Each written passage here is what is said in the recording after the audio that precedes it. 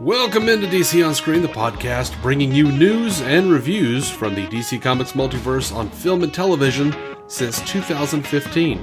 I am your host, David C. Robertson. This, my trusty cohort, Jason Goss. Hi.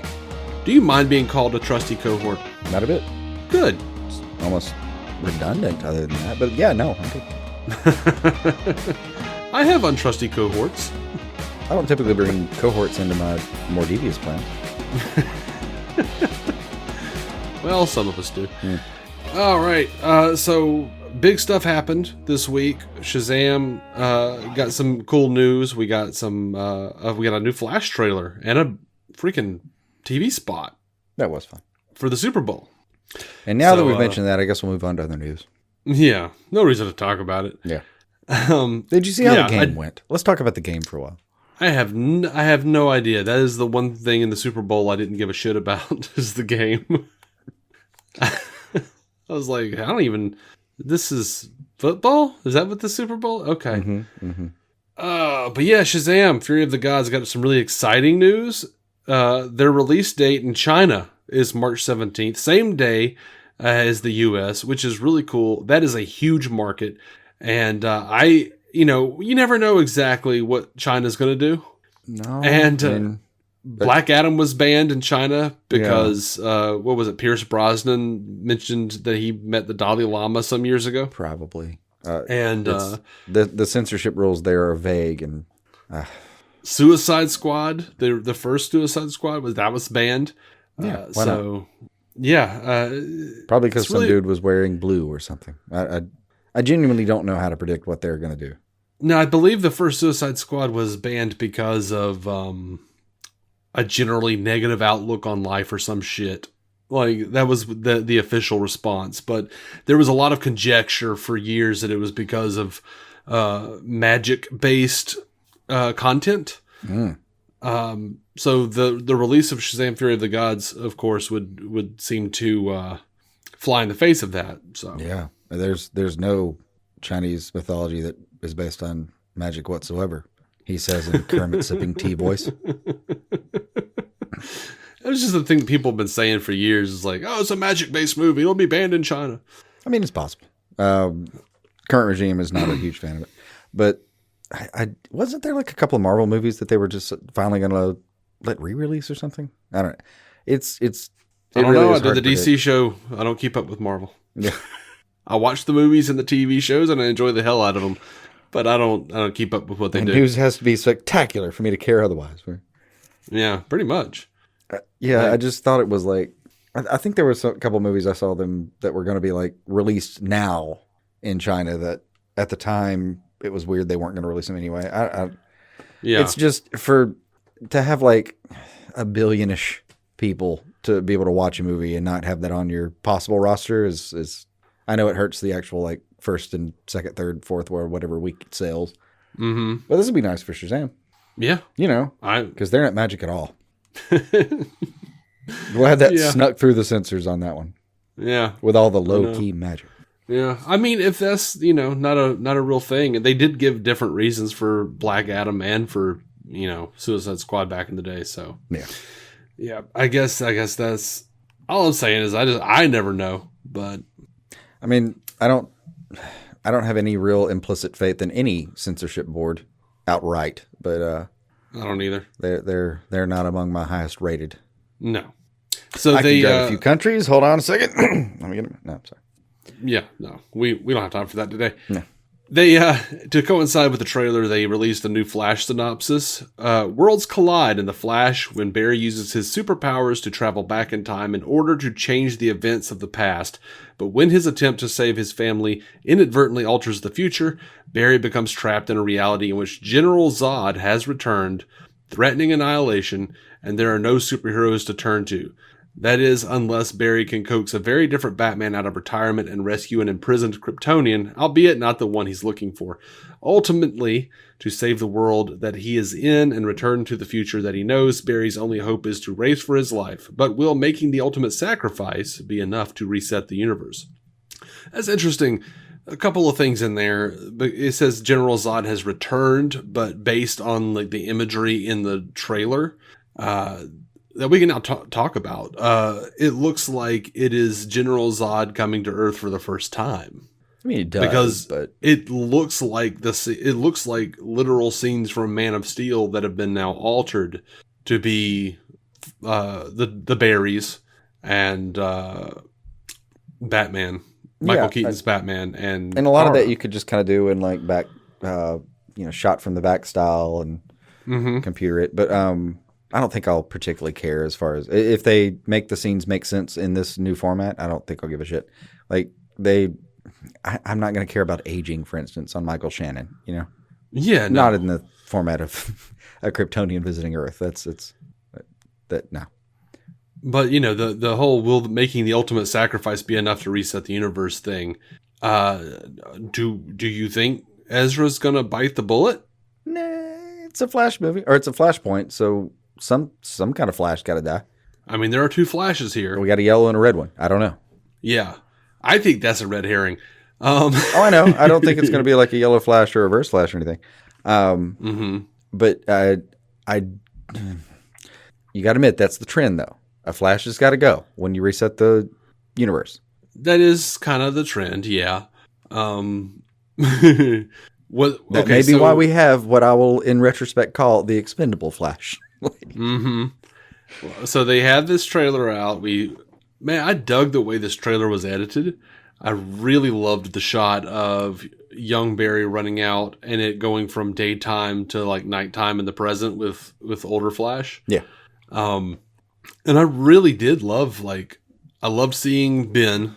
I was a little dubious because I saw blue and gray as far as his new costume is concerned. And that felt like Whedon's Justice League because they did try to blew him up a little bit for that cut.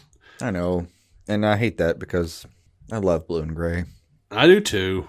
I mean, I'm wearing it right now. Yeah. So we knew that it was going to be I think it's funny that the trailer is not even trying to hide the fact that, the movie is going to be like, hey, it's going to be Clark. Wait, no, it's Kara. That's a reveal. They're just yeah, you know this already. You know what's going to happen. It's out there. Man, it's good to see Keaton back in the cowl though. Honestly. Obviously. I was surprised. I was surprised by how much the cowl still looks like the one that doesn't really move very well. Yeah. Because there's a part of me that thought they might, Nolan trilogy style kind of vamp it up a little bit where it had more movement because that was a nice callback in the Nolan trilogy. It was like, man, I just wish I could turn my head more. I liked the idea. And on the other hand, part of me just thinks well, he's been wearing it a while. Probably Ben's better. We just broke it in, Well, no, because in the TV spot, we saw the old 1989 and the Batman Returns 92. I know. When I saw the full fleshed out version and all of them together, it made more sense. When I saw it the first time, I just kind of thought can he move? But I thought that for about a quarter second before my favorite moment happened in the entire thing. He can still kick some fucking ass. Well, his CGI and stunt double can, yeah. Yes, and I'm deeply excited about seeing those two at work. I will send flowers to the computer who programmed that, or who did the rendering. Whatever. Yeah. They will receive an orchid. An orchid? Yeah. All right. Well, it's my favorite flower, so that's what I send people. I didn't know you had a favorite flower. Learn something new every day there, guy. It's the only one that stays alive long enough for me to admire it before I eventually kill it. Yeah. And they make pretty colors. All right. But yeah, I don't know. There's a whole lot to talk about in this trailer. We saw, just a second of slow motion as he's got his, got a bit of a moment with Kirstie Clemens' Iris. Yeah. That'd be nice to see in full flesh. Oh God, Jason. When Barry grabs other Barry and kind of shakes him by the collar with his hands up by his throat, did you, no pun intended, have a flashback to the footage of Ezra choking that woman in the bar? I did not. I'm is this a clever flash callback? What are y'all doing here? Like, Yeah. don't make it worse, y'all. I did not see you mention it, and I don't think that was going to be some meta joke, but I get it. I don't think after 17 years of developing this movie that they had time to put in all the meta jokes that you might do. Oh, that takes like a second to be like, hey, it'd be great, Ezra. Hey, you know what a good take would be? Let's remind everyone of that time, because you don't have enough bullshit coming at you. Yeah, no, they're gonna do somewhat like in Justice League, where you walk in and you see his lair and he's got all the TVs. Mm-hmm. This time it's gonna be the same thing, but the TVs will be replaced by armed weapons and a toddler, possibly infant, right, with a bullet in his mouth. Yeah, just in the background, chilling, no one paying attention whatsoever, not an adult in sight. Yeah, except for Ezra, that's just not paying attention in any capacity, possibly even feeding the bullet at that point. Right. And over in the corner, in a cage, is a 20-year-old trans individual saying, I was groomed. Yeah, of course. Yeah. There will also be a karaoke scene. A karaoke scene, of course. that will be unpredictable. Let's call it that. Yeah. If you're the one, performing, you have to wear a target on your forehead, and anyone watching can throw chairs at you. Yeah. Whatever it was. Basically the costume from Bullseye in the Daredevil movie. But with real consequences. Yeah. Just all of the outlandish allegations that apparently have not, worked out to a point where they could actually do anything to Ezra.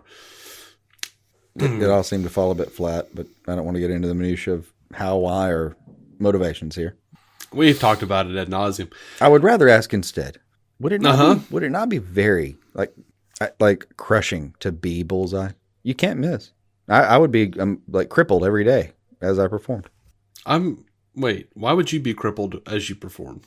If I was actually Bullseye. If you were Bullseye. I mean, I can't miss. That's my whole thing. Yeah. Why are you crippling yourself? I would be emotionally crippled. It'd be stage anxiety the entire time. Stage fright, I guess. Oh, gotcha. I would miss the moment someone gave me that moniker. Like, oh man, the man that doesn't miss. Oh, wait, never mind. Right. Well, I mean, you could be worse. You could be labeled the Flash, the fastest man alive. I don't see that. I don't see him. That's a lot of performance anxiety. That is. Oh my God, I had this reputation. But in all fairness, I've saved the world. He only gets beaten by other Flashes. I've saved the world so many times, and I can't get a date because everyone knows I'm the fastest man alive. No, he can't get a date because he shows up late to them all. Because he stops and saves 24 cats out of trees. That's true. And stops 15 bank robberies on the way to a fucking date. The hubris of being the fastest man alive means that he thinks, I can do it. I can get done. We'll get there. Okay, in all fairness, mm-hmm. If you mess with time like he does, his watch probably doesn't work. He's probably estimating a certain amount of time has passed and looking down and go, oh God damn it again. You're late again, Barry. I cannot even imagine that an iPhone or a Samsung or whatever is keeping track of his movements well enough to keep the phone updated. Like, he's just showing up and then the phone refreshes and he's like, oh, that's why coffee's cold. I am 45 minutes late. And, yep. Here come the texts. Are you coming? No, seriously, are you coming? This is ridiculous. I don't need this. Please lose my number. Okay, yeah, I've been through this before. It's got to be the same routine with him every time. Yeah. It's a tragic story, really. But he can't outrun Superman, which has got to be fun. How many times we brought up that scene about that was for Charity Clark? Yeah, what was that? That was Tom Taylor, wasn't it? I think so. Wasn't it Deceased? It wasn't Deceased. Where that came from? It definitely wasn't Deceased. I thought it was. It does feel like a Tom Taylor kind of line. I don't know who that one was, but it was a great line, a great thought. Because I thought that was like as he races away right before the whole rib situation happens. Not in that one. Because I remember us discussing that scene well before Deceased actually existed. I don't know, but that's okay. Yeah. One day we'll stop and actually look it up. It is possible. Oh, that was from Flash Rebirth number 3. Yeah. Yeah. That was John's? Jeff Johns and Ethan Van Shiver, whatever his name is. I can say many things about Johns, but he's capable of a good line. He is. Hell, even a good story arc. And truth be told, short of the last few years, I wouldn't have a bad thing to say about him. But goddamn it. Both of those guys now. Yeah. I don't know about Ethan's like a comic skater now. Everything's woke. Oh. Yeah, he's one of those guys. Yeah, fuck right off on that. Mm-hmm. So the Flash trailer, man. Since they started. I enjoyed it. The Flash Super Bowl TV spot had a couple other shots, like Affleck starting up his bat cycle, like driving out of the Flying Fox from Justice League. And, dude, all the Michael Keaton suits. So many Michael Keaton suits. They had some blue and gray, and I can't tell you how happy I am to see that the one that looks like the 89 suit, but it's blue and gray, because I have a Michael Keaton, it looks like Michael Keaton action figure that Kenner put out that was the blue and gray that looked exactly like what they had in there. So I'm like, it's canon. My toy is canon. Nice. Well, then they had toys work though. That might have been canon to begin with. Some shit happened.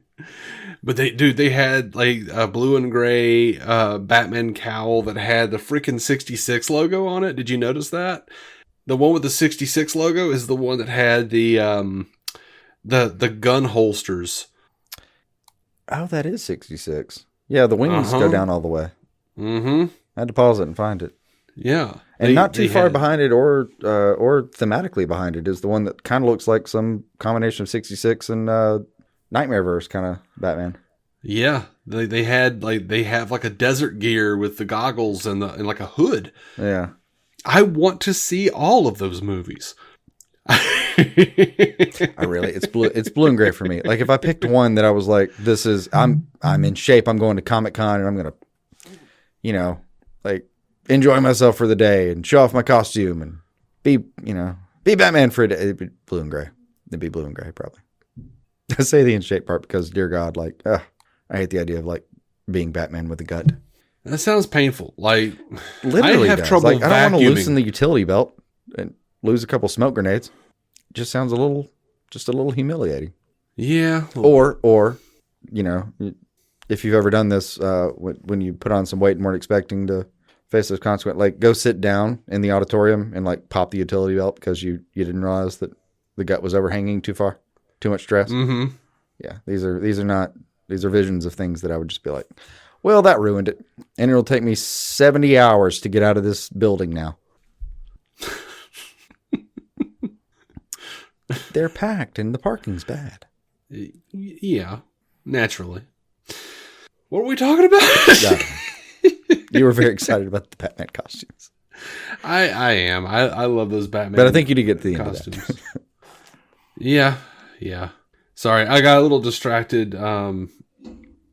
If you follow me on Twitter, you know my mom is in the hospital right now with an aneurysm in her stomach. And my sister just messaged me to let me know my youngest sister, while at the hospital, fell and landed on her side and is in a horrible amount of pain and is now in the emergency room. God. I'm sorry, but you can't not laugh at that. Hey, look. My sister Ashley says, I have been sitting here laughing at her like a great big sister.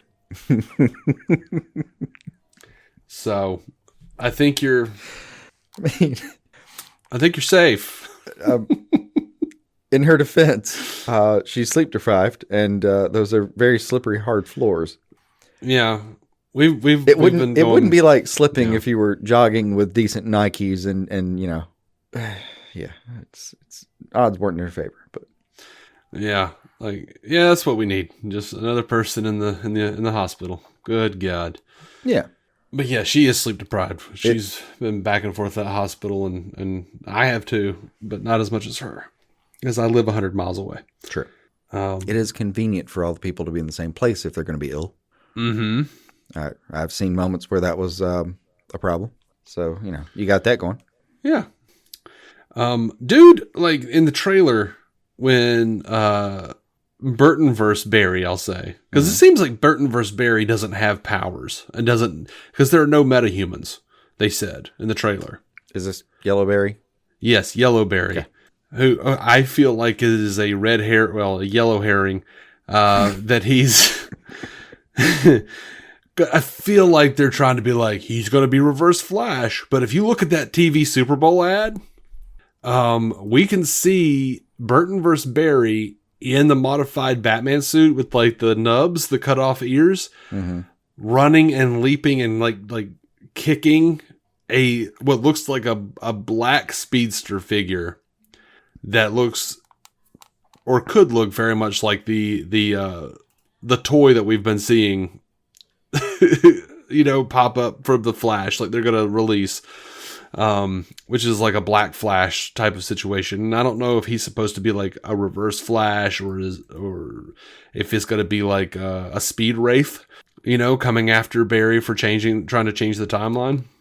I am very interested in what the hell they're doing here. Hell, it could even be like a Black Racer situation for all that's going to matter on this one. I mean, yeah. One thing that's confused me, like there's a last shot in the TV spot where I think they have a close-up of the heels. It's because it's a red and a blue lightning kind of thing. And the moment I saw the blue lightning, I just kind of hoped, for Dave's sake, I hope it is Cobalt. That would be an interesting take on Cobalt Blue. But the blue lightning in the comics, the blue means the faster of the speedsters. But if you notice, the blue is around the Burtonverse Barry. Yeah. And even in the shot that I'm looking at, I just kind of paused it. It's kind of intertwined. Like there's as much blue on the red side as there is red on the blue side. I don't know if that means anything. And it looks like Kryptonians behind it in the still frame, but on the far. Oh yeah, they're definitely like that. That looks like the scene from Man of Steel where like the army goes out to like meet up with Zod, except there's no Superman there this time. But this time is Flash and Keaton Bats and Kara. Yeah. The only thing I'm curious about, because one of them specifically even looks like Zod, and I'm sure Kryptonians. It's just the one on the far right when I accidentally freeze framed it. Just looks like that. It looks like a Bolt logo on the side, like on the chest to me. Like that one looks like it might be another Flash. Yeah, probably an illusion. I mean, yeah. I mean, I think there's definitely like I said, like they've put out the toy. 42 seconds if anyone wants to like tell me what I'm actually seeing. We've seen a toy of like this. I think they called it Dark Flash on the packaging, but it's like he almost looks like he looks like Doomsday almost. Like he's got like the ridges and stuff. So for all I know, it might be like Zod instead of winding up becoming Doomsday becomes like some sort of like Flash version of Doomsday. I don't know, man. I don't know. Yeah. But oh my God. It would be fun if they pulled in some metal stuff. But like, I think it was the Red Death when it was actually like the Dark Knight's metal version of it. He was not to be trifled with. So it totally, when there's that scene in the trailer where Barry's like, Batman, what do we do? And Batman goes, try not to die. And it looks like a great one shot. It does something with his wrist there. Well, what he's doing is, how you do like it's like the military signal when you like hold up your hand and then you hold it in a fist. Oh, no. Yeah, I know the stop signal. Yeah, until That's where you hold it up to the guys behind you and, say freeze from what I've learned from movies.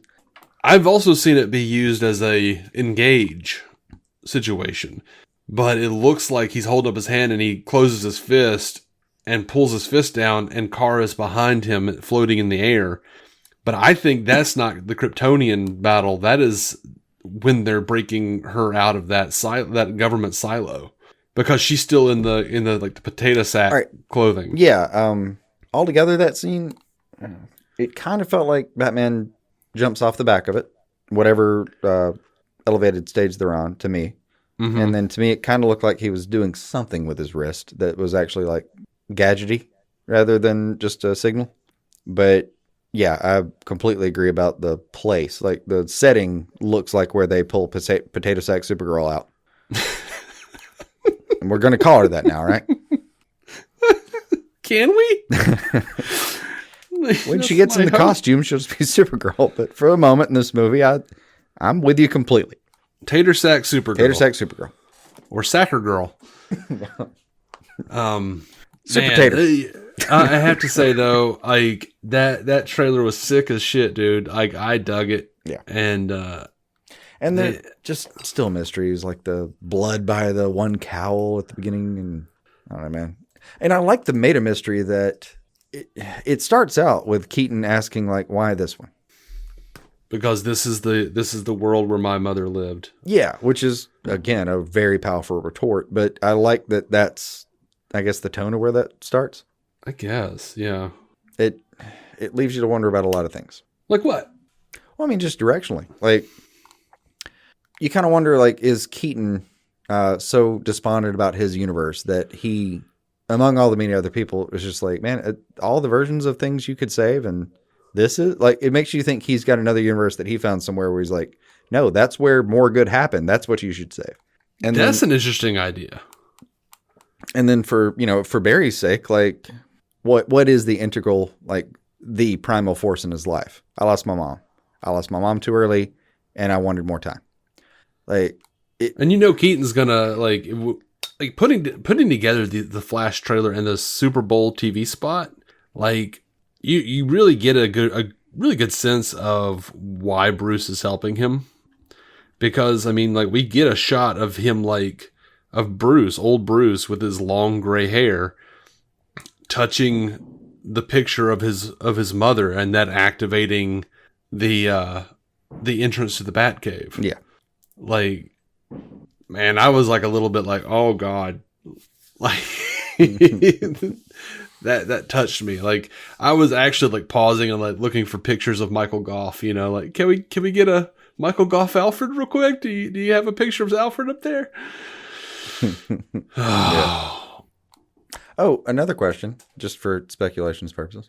Is this so? If a lot of this takes place, or a chunk of it takes place in the like the Keatonverse, it's the short-haired version of Ezra that's talking to Ben Affleck. Yeah, is that even Batman? Yeah, I mean, short-haired version of Ezra, of Barry, is Snyderverse Barry, right? And we see Michael Keaton's Batman in the blue and gray driving out of the Flying Fox, so we know that he is Batman. I mean, no, I mean, like, well, that's my point. Is it in this version, is Affleck whatever he's playing, and that's what I'm suggesting, is like, is he playing something else? Where in the Keatonverse, that is Bruce Wayne, but whoever it is that Ezra's talking to. No, it's based on the dialogue in that scene. I would say that this was in like Snyderverse, quote unquote, because he's saying, I could but change things. Destroy everything. You could also destroy everything. Yeah. Well, and the only thing that occurred to me after watching this trailer something upwards of 17 times was, now I've seen this trope a few times where you find somebody that's the analog. Like, who is it? Was it you that just watched yesterday? Somebody was just talking to me about the film yesterday, where the guy in the film finds like another version of John Lennon and has this important conversation. Was it you? Yeah, it wasn't yesterday, but several days ago we were talking about that. No, I mean the name of the film, I thought. Yeah, I know that. I was joking. So then yesterday we talked about it. Hey, I am just fucking around now. So who's on first? No. Noah's playing right field. Yes, and until this. No. The point was, like, is that just a version where he finds someone that looks like the person he trusts and explains the situation, and it just so happens that this guy is actually like, okay, well, crazy question, but I'm also kind of a genius, so yeah, let's work it out, buddy. What I would be surprised if they didn't use the actual like role, but I also don't understand chronologically how it must be like right before he returns, right? Like he's got to do something where he just realizes he's fucked up and does the running thing where he just runs into another universe. Mm-hmm. That must be the conversation before, I'm guessing. Where he's like, I can fix it, and you can fuck everything. I'm going to do it anyway, Bruce. Okay. Yeah. I literally can't stop you. Yeah, I think this might just be like hey, I'm thinking about saving my mom. And then Ben going like, don't do it, man. You're going to mess it up. Yeah. I don't know that like it's going to be whatever the hell you call the trope I was talking about. Yeah, I don't think it's going to be terribly convoluted. Yeah. It has other places, for sure. I like the reuse of the Zod coming in on the staticky film thing. I like that. I like that a version of that happens in the Burtonverse. And I assume that shot, like, it looks like in the place where they find Kara, I assume that shot where the lightning is going through Barry and then into the other Barry is how they give him powers. Oh, that'd be cool. That would be cool. Because he very specifically says, like, there are no metas in this universe. Or maybe what you're talking about, I think, is right. And he saves his mother. Then there's sort of a help. I created a universe where there's no metas. And then let me go over to this other. I don't know, man. I could agree with this. I mean, I'm very confused. Well, I thought that was the point of kind of the story of the trailer, is that when he says there's no metas, that's when you see, Keaton. Mm-hmm. Like, no, he's normal-ish. Yeah. What's your bet, though? If you had to pick 50-50, gun to your head kind of thing. When it looks like it's Supergirl reaching out and grabbing a hand that looks like a dead hand. It looks like a dead hand? The dialogue itself in the trailer is, it's like when you walk in on, I think, her. It's the back of her. She's in the tater sack, maybe. Uh-huh. Kind of, yeah, I think it's, and he says, like, I created the universe with no, and now there's no one to defend us. Uh-huh. And then the next shot in the trailer is her grabbing what looks like a dead hand. It's emaciated, like when you look at it, it looks like it's surprising that it even bends when she grabs it. Yeah, I didn't even catch that. So the question would be, though, if that's the case, is that going to be our Henry Cavill cameo? I don't think there's going to be a Henry Cavill cameo. Oh, there's not going to be. I think I'm suggesting is that going to be what we get?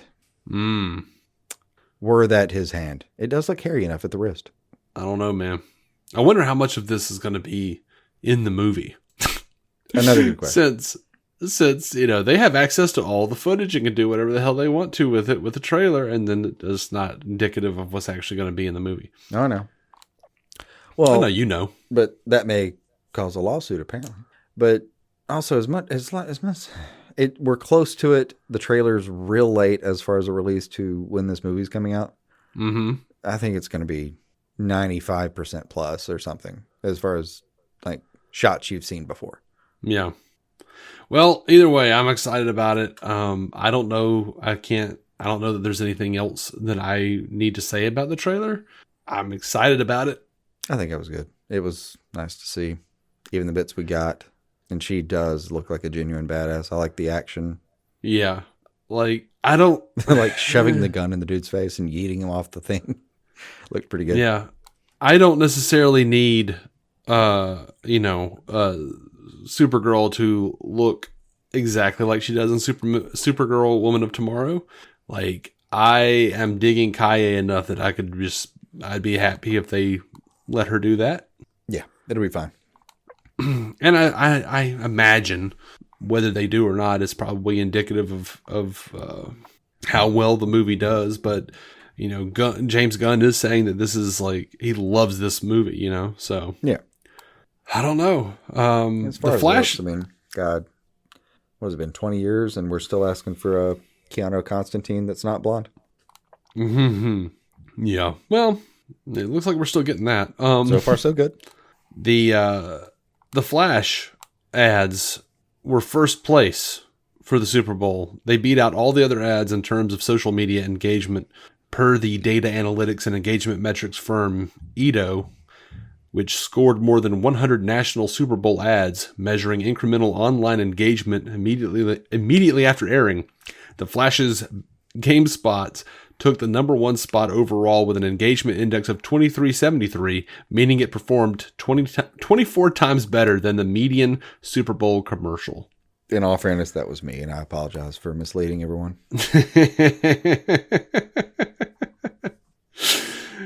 Yeah, I might have watched it until the tears dried. Right. I've just waited so long, and it was very good. It was very good. It was so good, and I am down. Like it felt like it justified waiting this long, and that was hard to say in this context. Mm-hmm. Let's finish up some of this Flash news. Someone on Twitter asked James. He said, "I'm seriously confused. How is Viola Davis still playing Amanda Waller? Aren't you rebooting the DCEU 100%? How is she still playing Amanda? Well, that includes Peacemaker, the whole Suicide Squad, and the Snyderverse. Like you said, Robert Pattinson's Batman and Joaquin Phoenix's Joker is Elseworlds' story."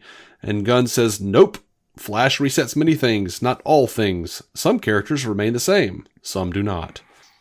And I felt the need to mention this. I saw a lot of people saying that the new Flash poster they released rips off one of the Black Panther posters. And the poster is Barry with his back turned toward the viewer, standing on a platform in Keaton's Batcave, overlooking cave walls and water with Keaton's Batwing overhead. And T'Challa's, the poster they're talking about is T'Challa standing with his back turned toward the viewer, standing on a giant stone panther head, overlooking Wakanda from a mountainside. T'Challa's in the top third of the poster.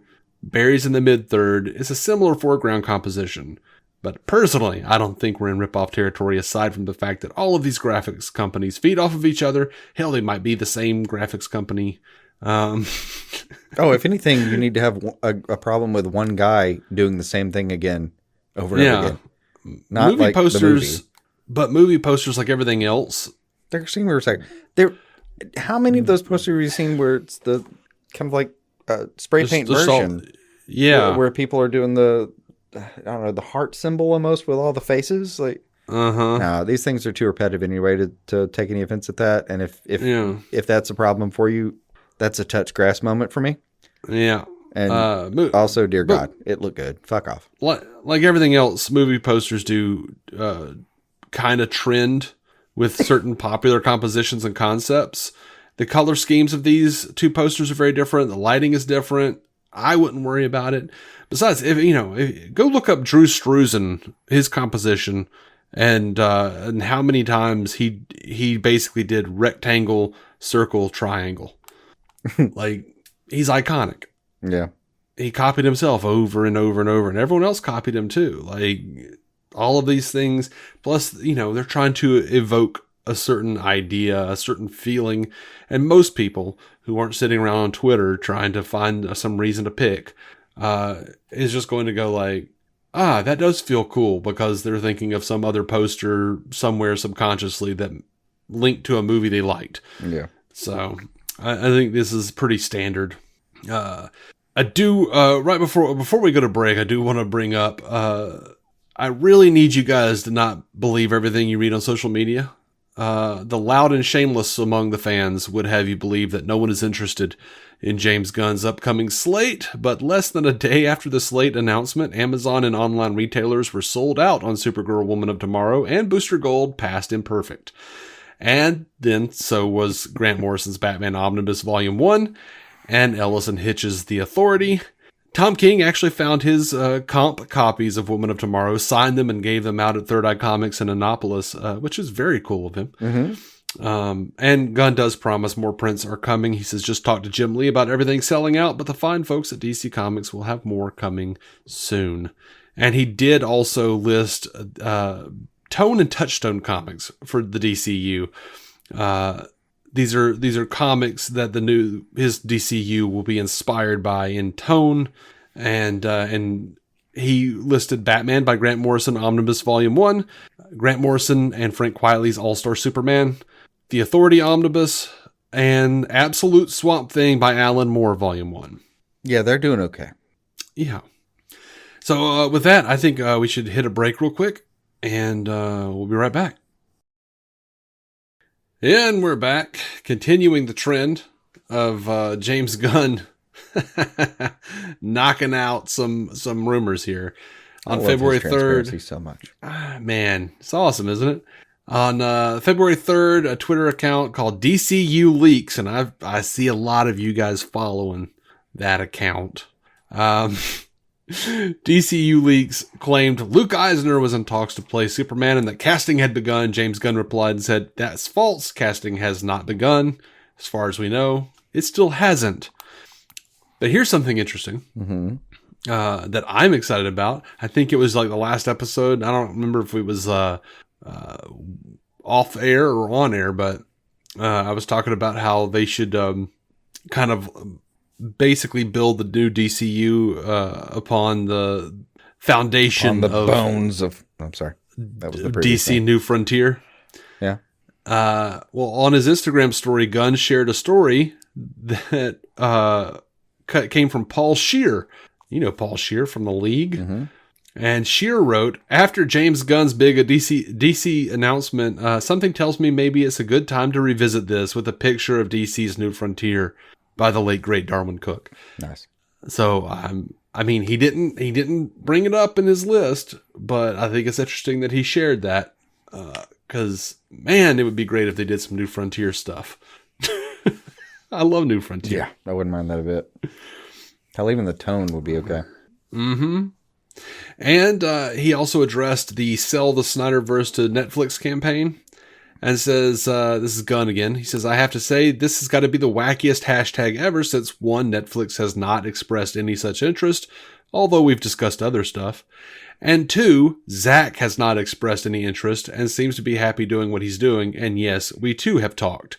Which is, so it sounds like Gunn is talking to Netflix about doing certain DC stuff. And also, he's talked to Zach, and Zach has not yet expressed any actual interest to Gunn about picking up Snyderverse stuff there. When prompted about what they discussed, Gunn answered, he contacted me to express his support about my choices. He's a great guy. Again, he seems really happy with the massive world building he's doing now. And I think that's probably accurate. Like, aside from a few likes on Vero or whatever, Zach has not come out and said like, yeah, I want to do more right now. Like, I don't, like, contractually, I think he is like dick deep in doing other stuff. Yeah, I mean, he's dick deep.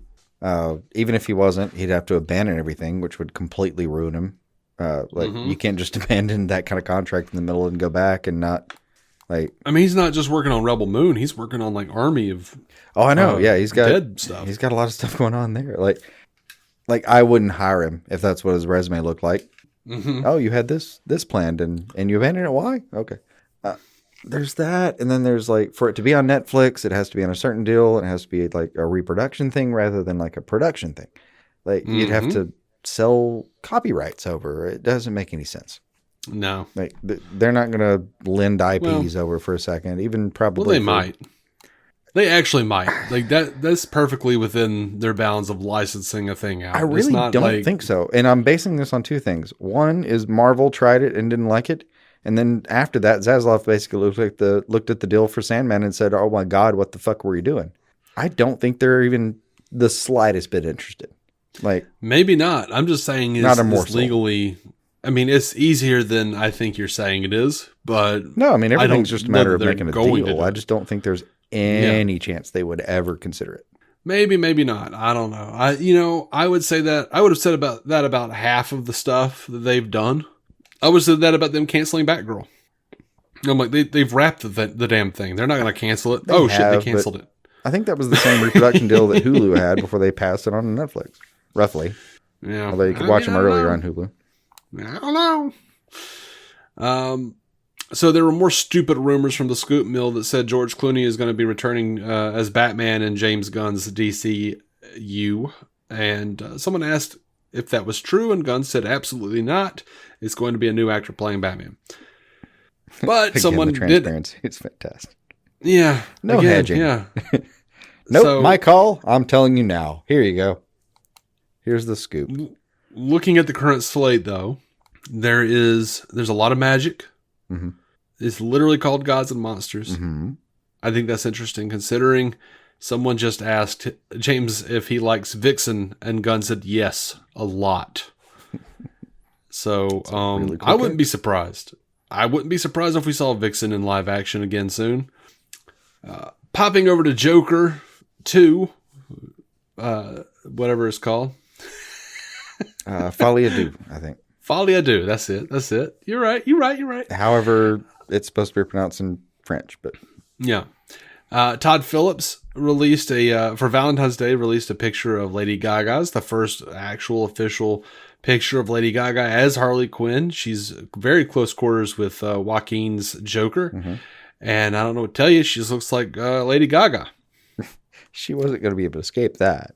Yeah, not gleaning anything. She's got some blonde hair, Yeah. but just looks like Lady Gaga to me. Like, I didn't see like any kind of heart tattoos or nothing that says pudding or nothing. It's just her with a nosebleed. Yeah, that's it. Presumably from being hit, because it looks like one of those in the movie. Maybe.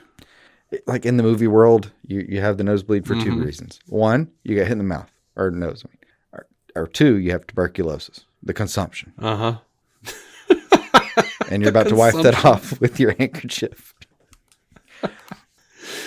So keeping in line with the idiot scoopers, a bunch of them said Constantine 2 is not moving forward. But Entertainment Weekly came out thankfully and said, nope, it's still in the works at Warner Brothers Pictures. Francis Lawrence is still directing. Reeves is still lined up to return. And so, boom. And they came out quickly. And thank you, EW. I appreciated that. Yeah. On a personal level. I'm really looking forward to that movie. I want that. I want that a lot. I don't want that one to be one that's axed. Call it DC Elseworlds. I don't give a shit. It's the perfect avenue for that kind of thing. It is. And I want DC Elseworlds Batman Keaton. Like, let's do more. I can do it. I can dig it. Colin spin off Yellow Flash if you want to after this fucking Flash movie.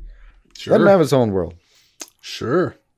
Colin Farrell on Variety's Awards Circuit podcast did confirm that his Penguin show will consist of 8 episodes. It's going to be an 8-part thing around Oz's rise to power, filling that power vacuum created when Falcone was killed. Did he say in an accent that surprised you because you never know what the hell you're getting out of his mouth? No, because I didn't listen to the podcast. I read the article that talked about the podcast. That does help. And even then, like, where does your head go? What accent? I heard it in his, sort of, that thing he does. Penguin, or the bit of the Irish lit, Yeah, I think it was that one. It was the lilt, probably, or the deep because one. He was the deep Irish. He was just talking as himself. Yeah. I can't with him. He's a chameleon. I don't know. It's hard to imagine him. And they've added a bunch of people, new cast members for Penguin, by the way. Let's see. Michael Kelly of House of Cards and Jack Ryan. Shore Agdashlu from The Expanse and House of Sand and Fog. Deirdre O'Connell from Outer Range. Renzi Feliz from Marvel's Runaways. And, of course, joining Colin Farrell as Penguin. And Kristen Milioti as Sophia Falcone. I'm getting more and more interested in this show because I know a couple of these people, mainly Renzi from Runaways. Yeah, and I think I know the two by name. I know Michael Kelly because my wife watches Jack Ryan, but yeah, and I pop in from time to time. But yeah, I'm getting interested. And by the way, the same Variety article mentioned that the Arkham Asylum series is happening. But so is Gotham PD. They're saying Gotham PD is still in development. Okay, go for it. Which I had thought a while back they said Gotham PD turned into Arkham Asylum, but it might be both. I mean, they kind of did, and I don't know. Yeah, it could be both. I feel like from someone who didn't know the history. We'll see. Yeah, and I should mention that All-Star Superman, the animated movie. Based on the Grant Morrison Superman, is getting a 4K release. I did see that. I forgot to look at what the release date actually was. It'll be $33.99 though. Oh, it looks like April 18th, 2023 for that one. And also what has just been released, which is pretty fun, The Return of Swamp Thing. That came out February 7th. 4K UHD release. They actually put a couple of clips on YouTube, and boy, does it look bad. And I mean, it's 4K. No getting around that. You can. Oh my god! But that's the one with Heather Locklear as Abigail Arcane. And I need to. I've watched those years and years ago when I was a kid, and I need to go back and watch those again because it's been a minute. Good Lord, those are bad and awesome. You want to Patreon that one? if you want to do like Swamp Thing and Return of Swamp Thing for a Patreon, we can do that. I'm down. That looks fun. That sounds fun. I'm into it. Popping over to TV proper, Grant Gustin, y'all, my friends, neighbors, countrymen. My brother in Christ, that's the phrase. My brothers and sisters in Christ, those of you still screaming, why can't Grant Gustin be the Flash? In the movies, speaking with E! News, Gustin said he is ready to wrap up this chapter and move on to what is next. I'm ready for it to be over, Gustin said. And that's not for any negative reason. It's like when you're getting ready to finish high school, and granted, I don't know what college I'm going to after this. I might not get into college, but you're excited to wrap up and move on to the next phase of your life. I love so dearly that he mentioned I might not get into college in this metaphor. Yeah. Because there is a real problem of like getting out of a long-term CW show and getting into some other character. It's hard to do. Yeah. I mean, I have not seen Noist anywhere. Yeah. Well, she had a big development deal with Warner Brothers. And I guess, I don't know if that's still going after Zaslav's takeover or what, but I know she signed a big development deal with Warner Brothers. So I'm sure she's developing lots of different shows and stuff for them. I mean, I wouldn't be surprised if it died, but still, yeah. Like, it. Also, I think she just had a kid, didn't she? I don't even know. I don't know. I've lost track of her a little bit in her personal life specifically. But well, stuff matters when you're like, I haven't seen her in a minute. Cynical. She's raising a kid. All of these people are good actors. Like they're when directed well, yes. Yeah, I mean, yeah, as anybody. Everybody's had a bad episode, but that's part of the problem with the CW is you can have a bad episode, and sometimes it doesn't look a certain way, and then you've been there for 8 years, and there's the whole pigeonhole thing. Like, at some point, and I really hate to say this because it sounds shitty, but does Grant Gustin just go ahead and need to start a podcast? Like to keep things rolling a little bit? Because my God, I hope it's not a rewatch of The Flash. She'll never escape. I have the highest hope for that man. I mean, he had a career before Flash. It's just that it's the pigeonhole thing, man. It's the pigeonhole thing. I can't express enough that this is not a knock on him. Right. Just a pattern. Yeah. So it's going to be a minute before you get somewhere else. Eric Wallace, the showrunner for The Flash, was doing an interview and said, by the way, so one of the theories about the series finale of The Flash is that Barry will vanish and become like the lightning bolt that originally struck him back in 2013 and turned him into the Flash in the first place. That is a thing. Not unprecedented. It's not unprecedented. It comes directly from Secret Origins number 2, 1988, is after Crisis on Infinite Earths. We find out that he ran and then became the lightning bolt and went back in time and struck himself. And it was very cool. I like it. It was very cool. A tight story. They asked Eric Wallace about this, and he says, I can tell you that's not happening because I didn't even know about that. Like he said, oh, that's cool as shit. No, we're not doing that though. Like, how do you not know that? Like, in your show running The Flash. Okay, buddy. But he said, that's interesting. No, that's not the ending. It will be a happy ending. We want people to be crying with tears of joy. It'll be a lot of tears and a lot of bittersweet memories and a lot of old faces. Hopefully, fingers crossed. We have to check people's schedules. I don't want to get people too excited. There's a lot of balls to juggle, and a lot of people have been doing other things. We've moved on, and it's not as easy. Wanting something isn't enough. Making it actually be a reality sometimes is the unfortunate fact that we just can't accomplish it due to schedule. Talk to me in 6 months now, and we'll see what we got. And I titled that segment of the episode, Flash Showrunner Tempers Expectations. I thought it'd be Flash Showrunner tries to juggle balls. No. It's just a very specific term. May I suggest? Because you're not the first person who's tried something like this. Borrow Mark Guggenheim's cell phone number. Oh my God, yes. And call from that. Yeah. If you're trying to do something that epic, I still maintain that Guggenheim's performance as a producer of that event was the greatest accomplishment in television history. Mm-hmm. I would love to be deterred or have other suggestions, but I don't know what else I could tell you. Yeah. Now, this pissed me off. Mm-hmm. Now, the previous thing pissed me off a little bit because Eric Wallace, I've talked about for a couple years now, like, he just loves to give spoilers. He's like, don't worry, everything's going to turn out fine. I don't want to tell you too much, but here's the 5-point plan. Right. But here's the thing. He was talking to the Nerds of Color, and he was talking about story arcs he was unable to do with the show ending after 9 years. Mm-hmm. And he said, I had originally had a 2-year plan for the series for seasons 9 and 10, and it culminated with this incredible 200th episode, a spectacular, wonderful, emotional event that was meant to happen. That was before we got the news that this was going to be our last season. That was going to be a season 9. Now I found myself going, wow, I have a whole bunch of story for 40 episodes. Now I'm going to cram it into 13. So it wasn't a case of what to do, it was what not to do. So there was a mad dash of pruning, and basically the 200th episode that I had planned that has become the series finale. So that's kind of the approach. And then I just worked backwards from there, saying, all right, what are the absolute most important things to get out in season 9? What things do we owe story-wise? What character things do we have to pay off? What hanging plot was left over from season 1? Because season 9 really is a book.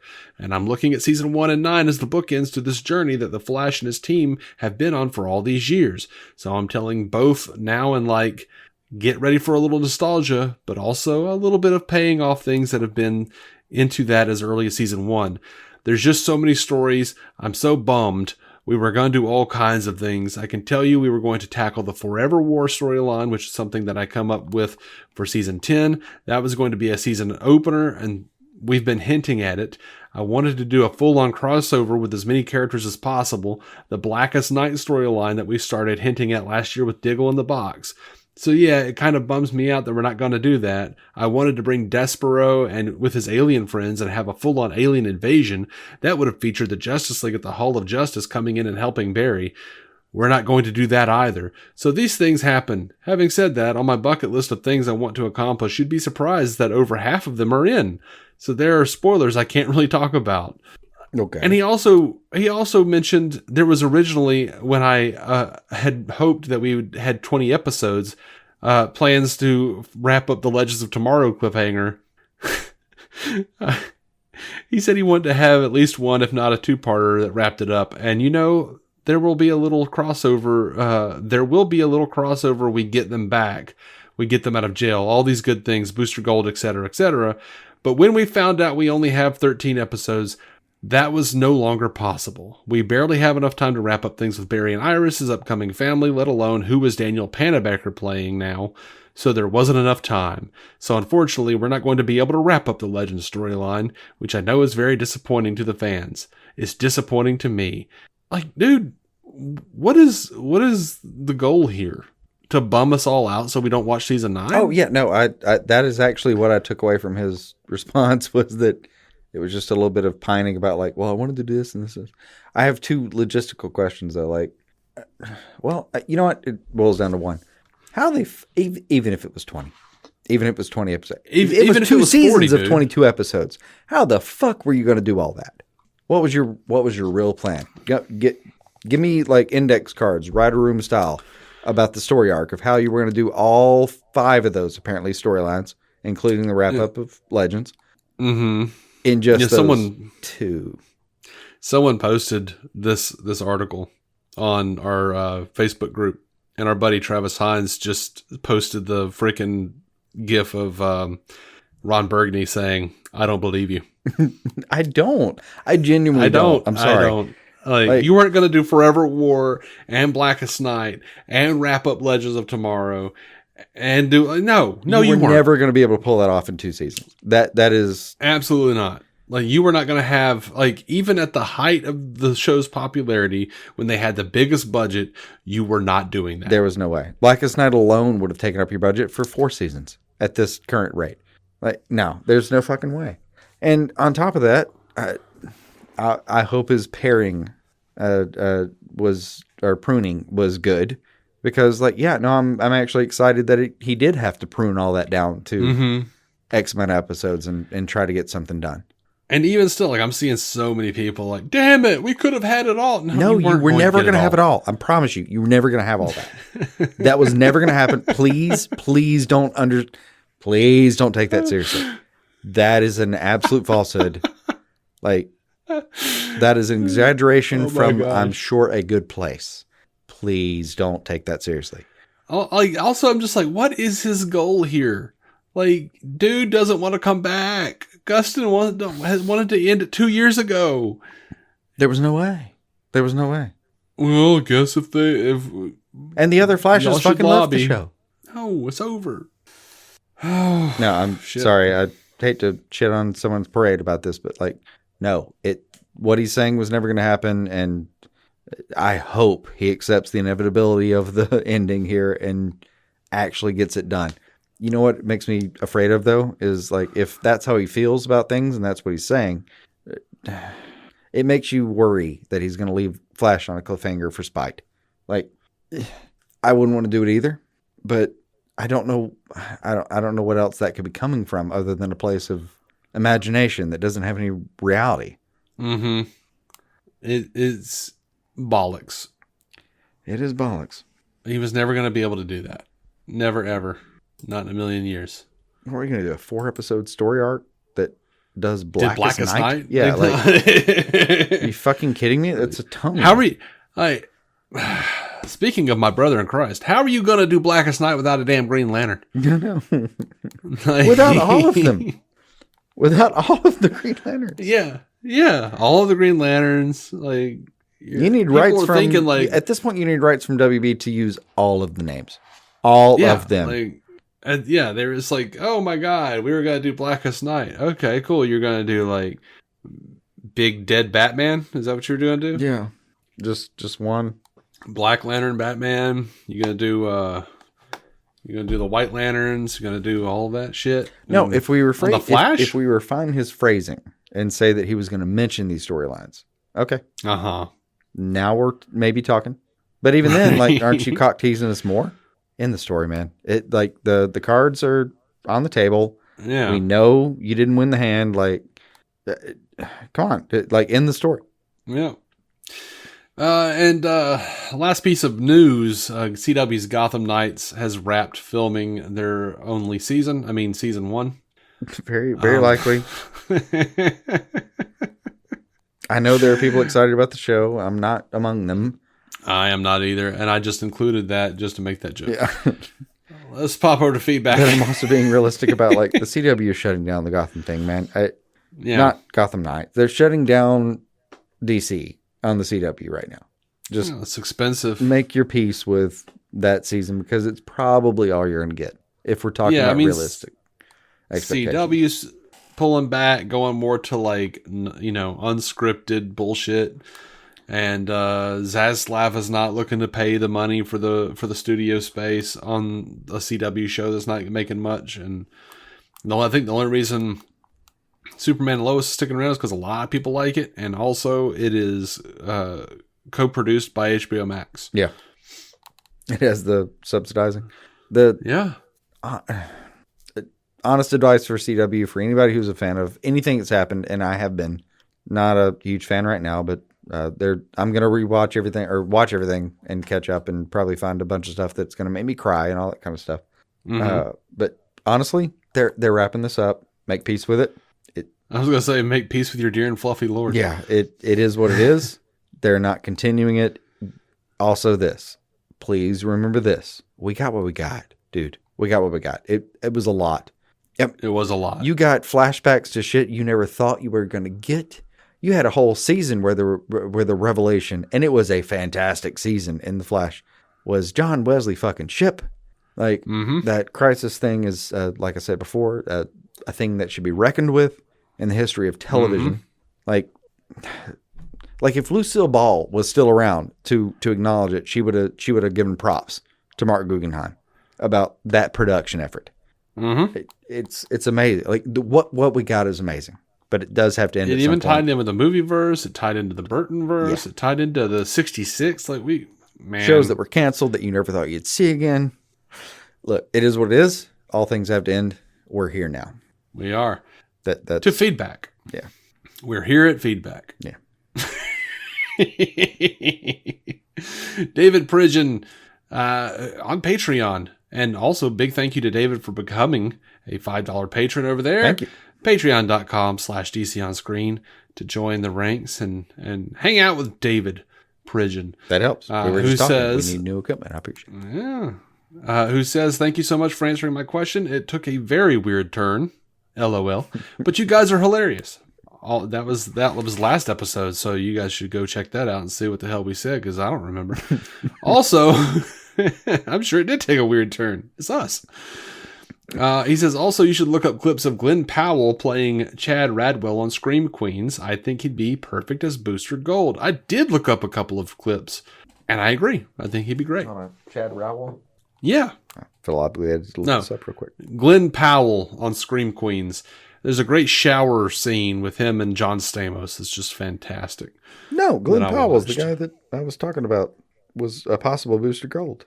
Oh, really? In the rumors. No, it wasn't rumors. He suggested it basically in some interview. Oh, okay. Cool. I think he looks the part for sure. Arrogant looking, strong jawed, blonde. Yeah, and he was great in the scene that I watched. Yeah. So I'd be down for that. Fine in Top Gun. Effie Oppelders, one of our long timingest listeners. That's not a word. And a patron says, holy shit, that trailer. Talking about The Flash. I'm much more hyped than I expected. I am rewatching the Snyder trilogy with my girlfriend, and she got it. She got it. With the so I'm very capital. In the story again. Yes, yeah. With all the capitals. Yeah. So I'm very in the story again, and the Man of Steel callbacks blindsided me hard. But God, am I happy they're there. Me too. That was basically my emotions for most of the rewatches of the trailer. When I wasn't getting like too academic about it in a certain way. Yeah. Feels arrogant because I shouldn't be using that word, but yeah. I thought there would be like a mention of Zod. I didn't think that there was going to be like so much of Zod even in the trailer. So that's dope. No, he's apparently a whole ass thing. A whole ass thing. Yeah. Eli Hernandez, also a patron, said, I love these long ass podcast episodes. They keep me entertained at work. Buddy, Eli, I'm glad you love them. We're trying not to do them as much because, well, the numbers show that people tune out. But I'm glad you love them. So the way it works, it definitely is one of those where like, yeah, we're going to try, but also it's going to happen. Very succinctly, hopefully, the way that works is, the better your reach, or the better your viewer or listener retention is, the more Apple will push your podcasts. And when we do long episodes and we look at those analytics, it shows that we have a big trail off. People and it happens, even stuff that I love listening to. Like I have a 30-minute to an hour drive. I'm going to forget what even they were talking about in that episode. I'm not going to go back to it. So, people trail off, but when we do like somewhere around an hour, hour and a half, they are much higher. It's like something like a 90-something% completion rate. So we try to do that because when that happens, we get more push out. And also it's just nice to, get done. Yeah. It's a little behind the curtain though for you. It is nice to actually be able to wrap it up and get back to other problems in our lives. But like, yeah, it makes me wonder, like on the longer episodes, if we should do part 1, 2, 3 or whatever. But yeah, a lot of what we talk about is so timely as far as, we can't talk about the Flash trailer in 4 weeks. Right. We can, but. Oh, we will, I'm sure. We'll keep talking about it forever. Yeah. But yeah, so. Hell, in 4 months, we'll be comparing the movie to the trailer. The long ass episodes get us algorithmically buried. So enjoy them while they happen. I think they'll be few and far between. Zach Champion writes us at dconscreen@gmail.com, which is another, we take emails, y'all. Mm-hmm. Zach says, Dave and Jason just listened to the new episode going over the DCU slate. As always, it was hilarious, informative, and respectfully opinionated. So hear me out on this. Bring Cavill back as Apollo. I'm not sure I hate that at all. No. That That'd be fun. I'm going over hair dye, but no, that it's tracks. basically the Witcher wig. Yeah. It's just him in the Witcher wig. Yeah. That's all. I thought Apollo was blonde. No, it may not be. Well, Apollo is blonde. He's got like a golden. Is he blonde in the Witcher? Like I thought he's grayish in the Witcher. I don't know, man.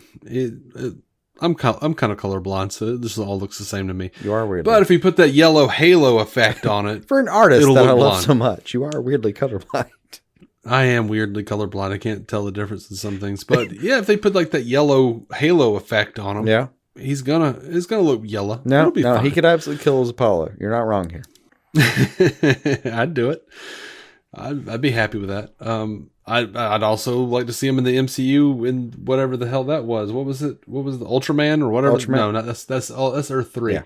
Well, he's basically the Superman of Marvel. Whoever he was a bad guy. Yeah. I don't remember his name now. It's gone. It's been a busy I week. forget. Cindy Brewer. It's something like that. It's Hyperman or some bullshit. I forget. He's Hyperman. Hyperbole Man. Like, I don't know. Hyperion. Is it Hyperion? Hyperion, yeah. Oh, I actually got there. Cool. I thought you said Hyperman. I did. I was definitely doing some bullshit. Yeah, it's Hyperion. Cool. Yeah, I'd love to see take Gal, take Cavill, and Ben. Like they have like a whole knockoff league over there at Marvel that are evil. Let's do that. That'd be fun as shit. Oh, it'd be fun. This would be fun. Take all the characters who aren't going to reappear in the new universe. Snyder being phased out and most of these events, and just recast them as like another universe in The Boys. Yeah, go for that. That could be fun. See, what I think, I would like to see yes, Cavill try to out-eye what's his name that plays Homelander. I forget his name right now, and that's a tragedy because he's fucking amazing. Yeah, he's great. But yeah, I think it would be wonderful if we did if they did move over to Marvel as that evil league or whatever that they're called over there, something. And then Gunn has talked to everyone involved about doing a Marvel DC crossover. Would it be great if everyone teams up and then is fighting and then that evil league shows up and Barry's looking at him. He's the only one that's oh shit. He knows him. He recognizes him. He's the only one that remembers them.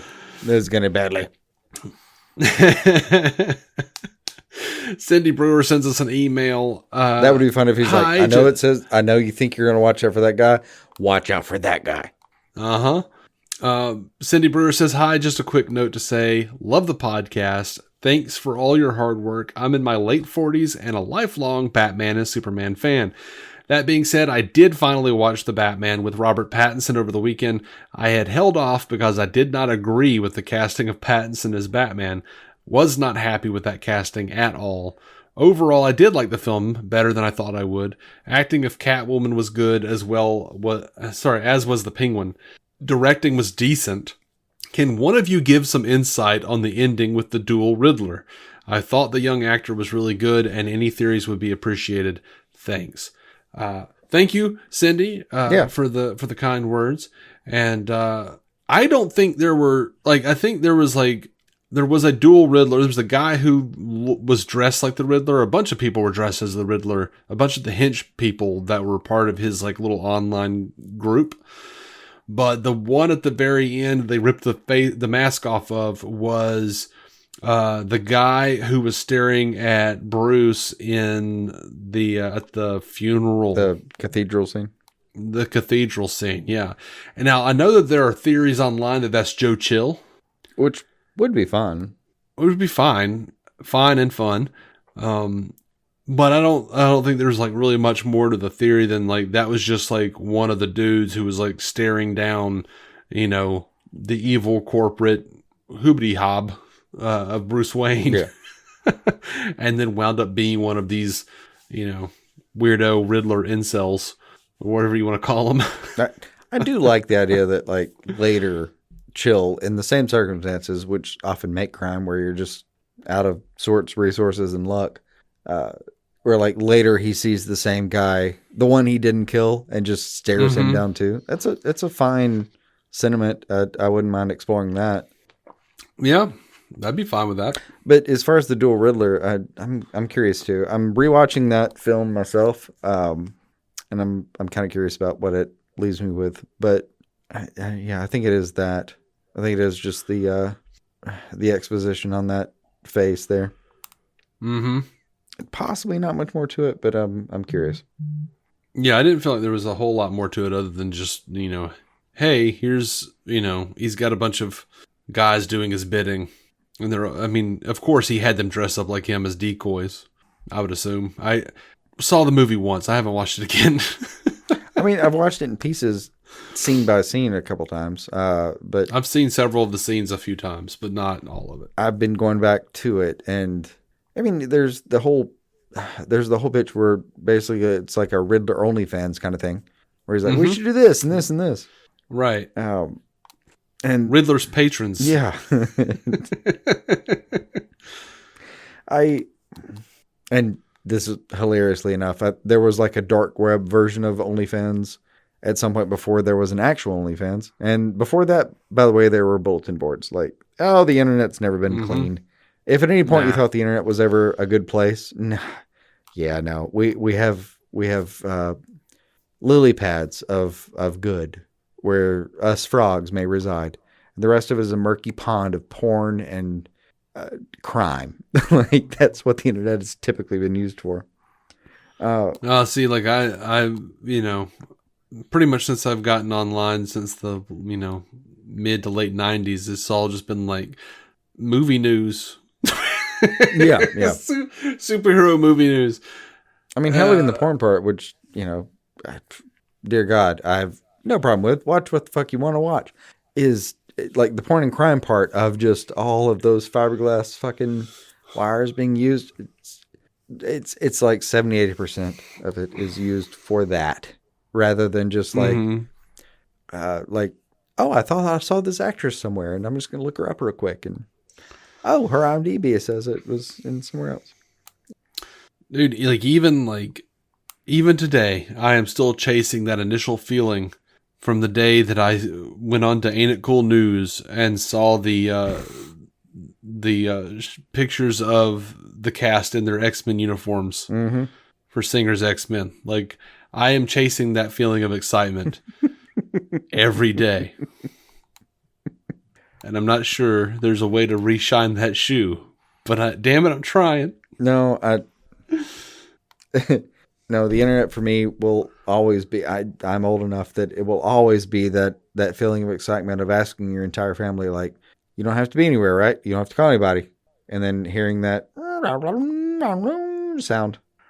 Mm-hmm. And then even a couple years before that, and I mean, seriously, in my family, Windows 3.0, like, dear God.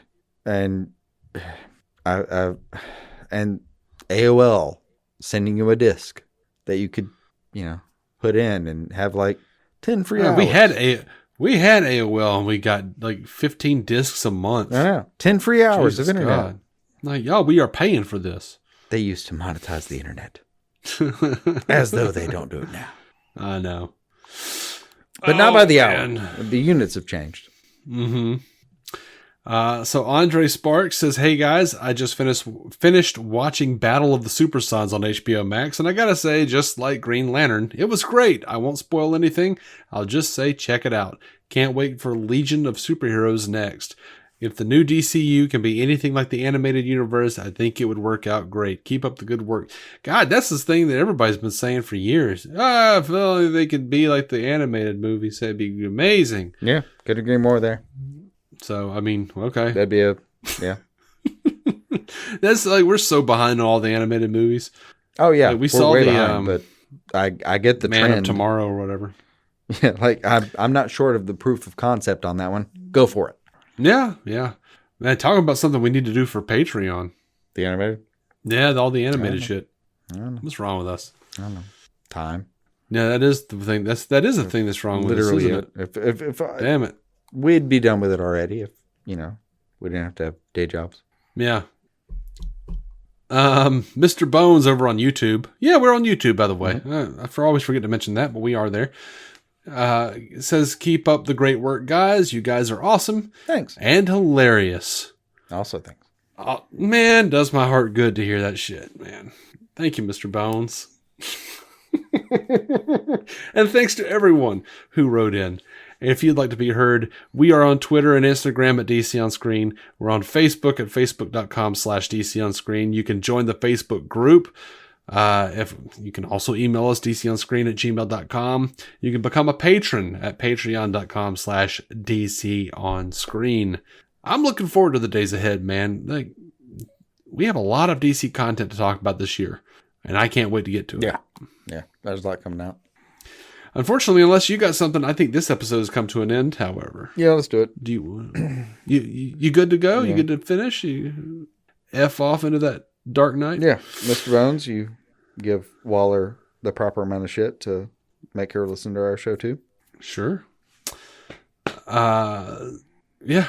So we're gonna at a level of command over, No, I don't know what you're talking about anymore. I'm done. I don't know what you're talking about anymore. Skullduggery. What? Who knows anymore? We just can't talk about it. What's a skulldugger? Look, if you don't know, I just have to kill you. Fair enough. Wait, I know what a skullfucker is. It's too late. I've already killed you. I made a decision in the last couple minutes. Oh, you win some, you lose some. Yeah, give it time. All right, like I said, we're gonna speech though. We're going to let you guys get back to listening to the dark thoughts that creep in when you have a moment of silence. Until next time. 19. 18. Try to find some of those comics Gunn mentioned. And damn it, keep some DC on your screen. Bye.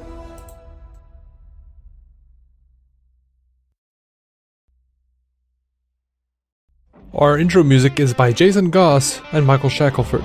Michael's band, Galactic Engineers of Magnetic Sounds, or GEMS, can be found on SoundCloud and Bandcamp. Visit DCOnScreen.com to find our Patreon, merch, contact information, and every episode of the show for free, including crossovers we've done with other podcasts. DC On Screen is a maladjusted production. For more from me and Jason, including sketch comedy, vlogs, parodies, and our improvised web series Hey Guy, visit maladjusted.tv.